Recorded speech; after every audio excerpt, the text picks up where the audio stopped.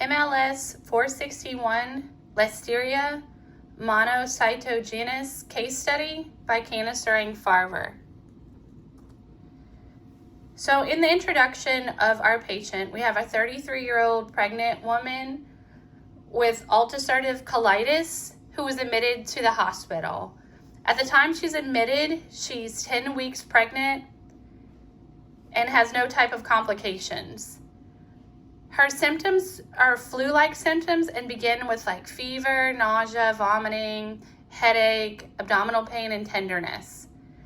During the next 3 days that she's in the hospital, the symptoms worsen and the patient was unable to even drink, eat, or take medications. She also reported that abdominal pain and cramping is on the left side. She describes the pain as being similar to previous flare-ups of the ulcerative colitis. So a little bit about the patient. She was diagnosed about 11 years ago with ulcerative colitis. So she's pretty familiar with it. She knows her pain and how it's feeling. She began treatment with azathioprine, but stopped after about a year because of severe fatigue. The patient also has taken mesalamine and sulfasalazine immediately for disease flares, but typically stops after a few months of that treatment. So 9 months before the ER, she was admitted for Clostridium difficile colitis, which developed, and the patient was successfully treated with an oral vancomycin. The patient has also had 2 previous successful pregnancies that had resulted in a cesarean delivery at full term. So she has no history of any type of issues with pregnancy. She's on her 3rd child.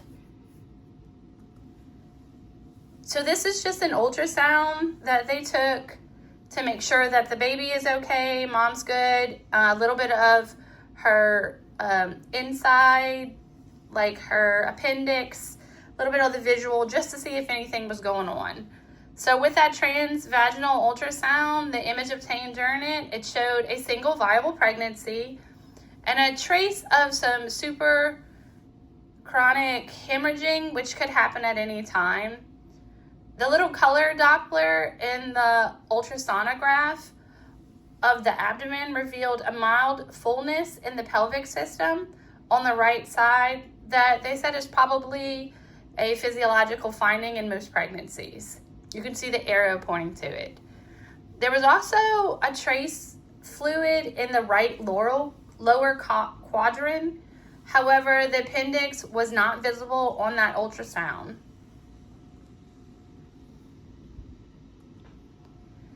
So her lab workup, you can see right here, she has pretty much a normal lab workup. Her neutrophils are a little bit on the higher end, but they're still within reference range. There's nothing really on this lab work that would give us any indication of something like a type of issue, virus, or anything like that. It's all pretty much within range. So we're still unsure of what actually is going on since we can't get a true ultrasound because of the baby being in the way. So just a couple like preliminary diagnosis, like what we think it could be. She could have an acute HIV infection. If we just have to dive into her history, see if she's ever been. Obviously, she has had some type of testing on that because of her pregnancies. She could have a severe acute respiratory syndrome or coronavirus or influenza, like I said earlier. She had flu-like symptoms. Appendicitis is just one we can throw out there, but we know that she's registering pain on her left side and not her right side. Maybe it's another organ like a gallbladder or something like that, not sure. Even throw out some measles. We would just have to check her history to see if she's been vaccinated, if she's had any issues with anything like that, or it could be a severe bacterial infection that we're just not sure. It may not be full blown yet, and that might be why her white blood cell count isn't fully up there. It is a little high, but it wasn't out of the regular norms for a patient. So we're just going to do some blood cultures. Found out she does have some type of bacteria in her blood. So the blood cultures were obtained at the time. After 24 hours of incubation and microbial growth was detected in an anaerobic blood culture bottle. The gram stain on the blood culture broth revealed a gram-positive bacillus. The bacillus were straight and of small to medium size, and they occurred either in a single or a pair. The blood culture broth was supercultured on a blood agar plate, and the result was a grayish colony were surrounded by narrow zones of hemolysis. The organism was catalase positive and had an umbrella motility. So with that catalase positive umbrella motility, we can almost pinpoint it was Listeria, and it was confirmed as the cause of her issues. Now with Listeria, it is really bad for any type of immunocompromised patients and or pregnant patients. So with Listeria, we do have a couple more confirmation tests that we can do to make sure that we can confirm it is a Listeria Monocytogenes. So with that, we knew it was a gram-positive bacillus rod. It's non-spore forming. It has an intercellular organization or organism. It's facultative, anaerobic. It has a catalase positive. It's bile escalone positive. It has that umbrella motility, the beta colonies on that BAP plate, and it has a Listeria-lysine O. So with Listeria, you have a unique mechanism of that cell-to-cell spread, and that's based off of the intercellular part of it. So it allows the organism to breach the intestinal epithelial barrier and enter the bloodstream, where it can cross the blood-brain barrier and cause meningitis. So approximately about 2/3 of pregnant women with Listeria infections have symptoms. The most common are the fever, flu-like illness, abdominal pains, headache, vomiting, and diarrhea. Everything that our patient is complaining of at the ER. Although Listeria infections in pregnant women are usually mild, the fetal and infant infections can be severe. So in the pregnant mother, it can be okay, but if it affects the baby or the fetus, that's where accidents can happen, and a miscarriage or a stillbirth in approximately 20% could occur.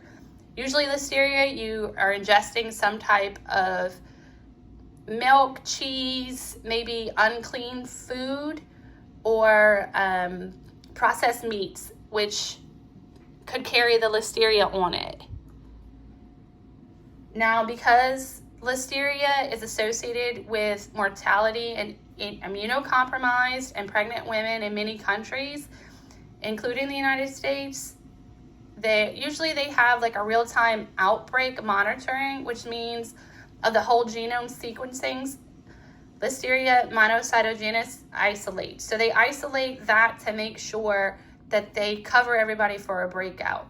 If there's any type of outbreaks on ice cream, lettuce, cheese, the United States conducts that to make sure that everyone is aware of it. So with that routine whole genome sequencing of the isolate from the patient, it did not reveal links to any other cases around, and the sources of her individual infection remains unknown at the time. So with everything that we've done, a routine stool culture to detect Listeria monocytogenes, it doesn't work out. It has a poor sensitivity and a poor specificity, and they were not performed on the patient, but luckily we were able to do blood cultures where through the blood culture we could identify that it was Listeria. So with the outcome of the patient, when the diagnosis of the Listeria was established, the patient's antibody regimen was narrowed to intravasous ampicillin. Oral vancomycin was also continued as before. But during these days that she was at the ER, she still had her fever, severe headache, and abdominal pain continued. Gentamicin was also added to her treatment regimen as well to help fight that bacteria.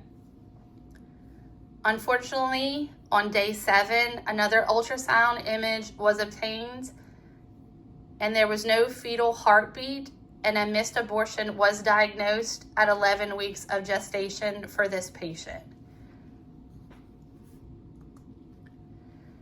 So after the patient has everything removed, they examined her placenta, and with the placenta, there was some microscopic examinations on it that revealed an inflamed and necrotic mucous membrane, and they had abscess formations all throughout the muscle. There's also inflammation and the brown hop staining that revealed possible bacteria at the margin of the specimen. When they did examine it, unfortunately, they did not find Listeria monocytogenes inside the placenta for them to culture. And it could have been possibly because of all the antibiotic therapy that she was having. It could have killed it from inside there. So with the conclusion, Listeria monocytogenes can be very deadly to pregnant, immunocompromised, and elderly patients. You have to be careful of any type of foods types that are packaged, like meat packages, dairy packages, vegetable packages. And even if they are packaged like vegetables, you would like to wash them carefully and cook them to make sure that you can prevent that exposure to the bacteria. And even not just Listeria, but even more bacteria that can be in those types of food. If you do feel sick, you always want to make sure that you seek medical care as soon as possible if you have a fever or any type of flu-like symptoms, especially if you're in the category of that pregnant, immunocompromised, or elderly patient. You want to seek medical care as soon as you can. So this is just my reference page to show you where I got my case study from. And that's it. Thank you very much.